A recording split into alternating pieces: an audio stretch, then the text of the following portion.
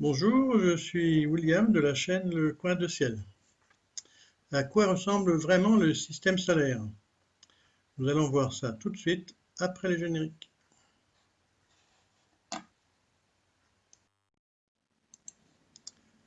Comme d'habitude, je vais utiliser le logiciel Stellarium.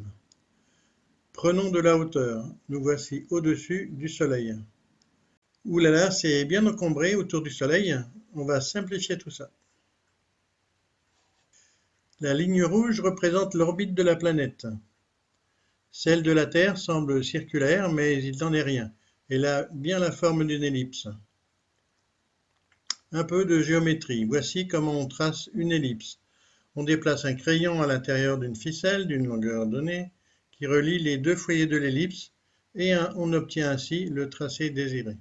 On voit ici que, contrairement à ce que croyait Ptolémée, les orbites sont elliptiques, mais plus ou moins excentrées. Le Soleil est situé à l'un des foyers de l'ellipse tracée par la planète, de sorte que celle-ci s'en éloigne puis s'en rapproche. Le point où une planète est au plus près du Soleil est le périhélie et le plus loin est l'aphélie. L'autre caractéristique des orbites, c'est la loi des airs.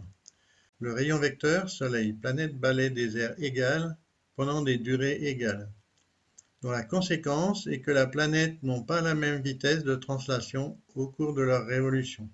Une planète va plus vite en se rapprochant du Soleil et plus lentement en s'en éloignant. On voit ici la totalité des orbites des planètes majeures, c'est-à-dire excepté Pluton, déchu de son statut de planète en 2006. Comme on le voit, elles sont toutes en forme d'ellipse, mais assez peu excentrées. Une autre chose que l'on peut remarquer, c'est que plus elles sont éloignées du Soleil, et plus leur période de révolution est grande. Cela va de 88 jours environ pour Mercure à 165 ans et demi pour Neptune. J'ai dit que les orbites étaient dans l'ensemble peu excentrées. Pluton fait exception, comme on le voit ici, elle est presque 2 fois plus loin du Soleil à l'aphélie qu'elle ne l'est au périhélie. Par ailleurs, alors que la plupart des planètes naviguent à peu près dans le même plan orbital, ce n'est pas le cas de Pluton dont l'orbite est fortement inclinée. Elle partage cette particularité avec Mercure à l'orbite inclinée et excentrée. Toutes les planètes ont en commun le sens dans lequel elles tournent autour du Soleil. Il arrive au cours de nos observations que des planètes reculent dans le ciel. C'est le mouvement rétrograde. Il s'agit en fait d'une illusion d'optique que nous allons essayer de comprendre. Mercure, par exemple, recule 3 fois par année, c'est le cas le plus complexe. Le mouvement apparent des planètes internes, Vénus et Mercure, est plus complexe que celui des planètes extérieures, mais il faut bien comprendre que toutes les planètes ont des mouvements rétrogrades. Alors, voici Mercure, c'est la planète la plus proche du Soleil, elle en est quand même éloignée de 58 millions de kilomètres environ.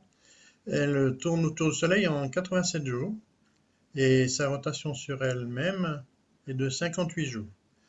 Son diamètre est de 4900 km et sa température varie de moins 200 degrés à 400 degrés. Et comme vous pouvez le voir, c'est une planète qui ressemble un peu à la Lune avec des cratères, mais en moins grand nombre que sur la Lune cependant. Vénus est la seconde planète à partir du Soleil. Elle en est éloignée de 108 millions de kilomètres.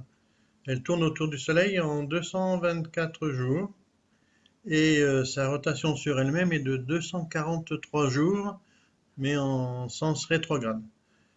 Son diamètre est de 12 000 km, c'est-à-dire presque identique à celui de la Terre. Sa température est de 460 degrés, c'est-à-dire très très très chaude. Et comme on peut le voir, en fait, elle est couverte de nuages. Au télescope, elle présente des croissants, un peu comme la Lune en fait. Mercure également d'ailleurs. Mars à présent, qui est la planète après la Terre, elle est située à 223 millions de kilomètres du Soleil. Elle en fait le tour en 686 jours, soit un peu plus de 2 ans en fait.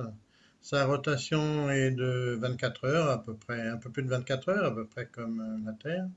et elle est environ 2 fois plus petite que la Terre. Alors non pas des canaux comme le croyaient nos anciens, mais on voit les deux calottes polaires en fait, en haut et en bas, qui sont les taches blanches et les taches noires en fait sont différents reliefs.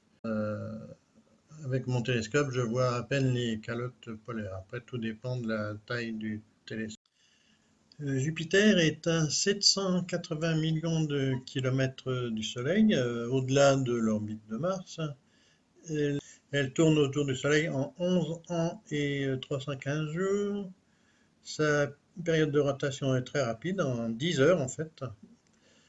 Et son diamètre est de 143 000 kilomètres. C'est très très très gros. Il s'agit d'une planète gazeuse cependant, et non pas solide, tellurique comme le sont celles qu'on a vues jusque-là. Sa température est de moins 150 degrés et elle possède un très grand nombre de satellites, 67.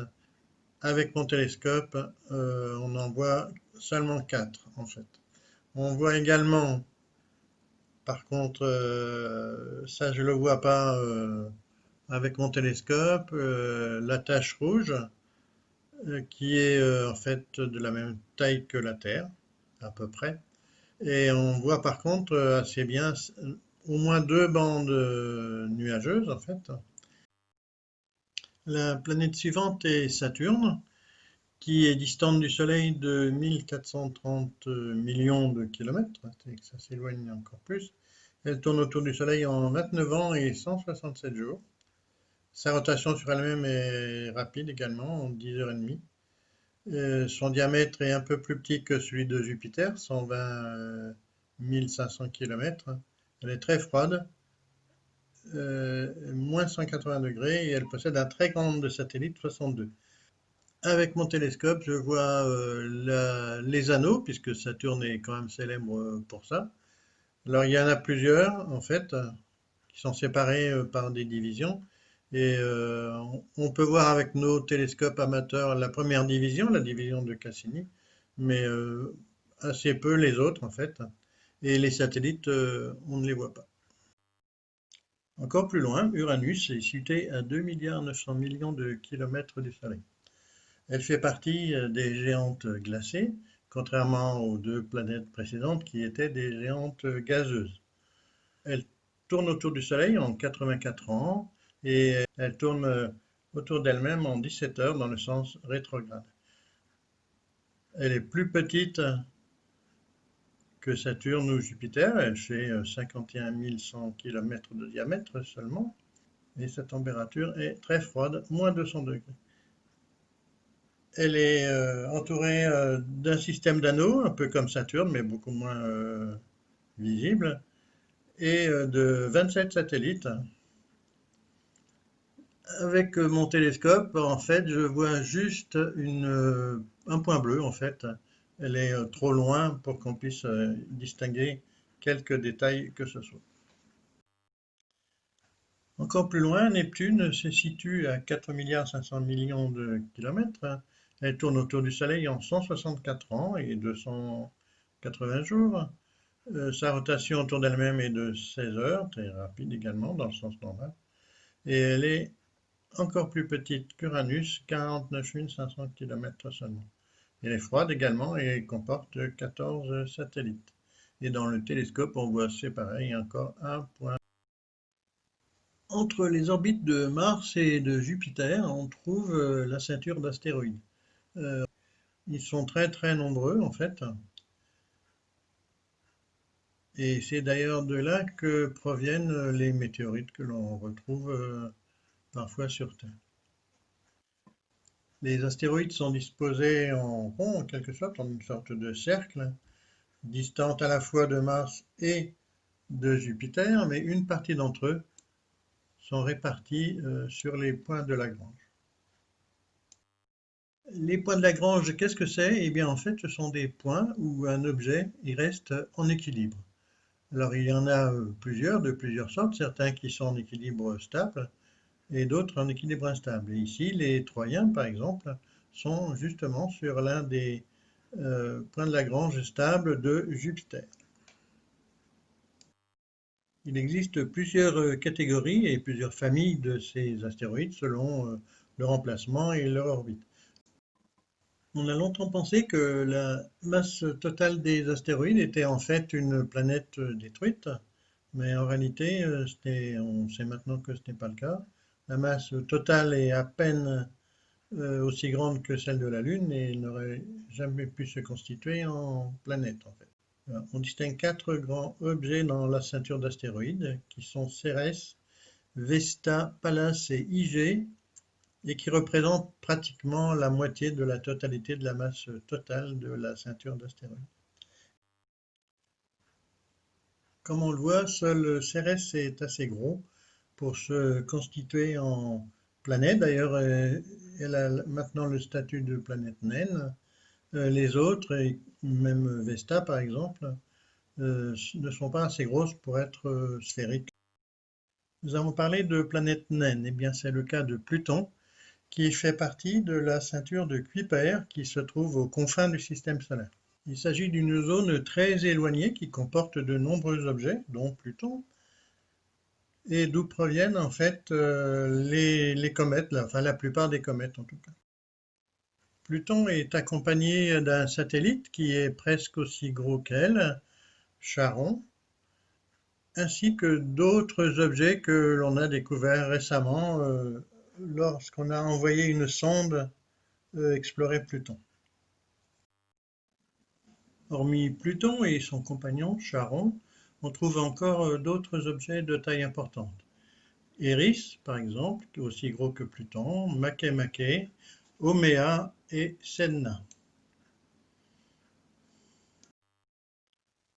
Beaucoup plus loin encore se situe le nuage d'Oort, d'où proviennent probablement les comètes les plus elliptiques. Cette fois-ci, ce nuage entoure entièrement le système solaire comme une sorte de sphère qui délimiterait, si on peut dire, euh, notre domaine en fait. Et je trouve assez rigolo d'imaginer, et là ça devient de la science-fiction, que c'est une muraille qui nous empêche de sortir de notre domaine. Merci de votre attention. N'oubliez pas de mettre un pouce bleu si cette vidéo vous a plu et de cliquer sur la cloche pour être tenu au courant de mes prochaines vidéos. N'hésitez pas à mettre des commentaires pour me faire part de vos impressions, de vos encouragements et éventuellement de vos compliments. Vous trouverez en dessous de la vidéo le lien de mon site, lecoindeciel.fr.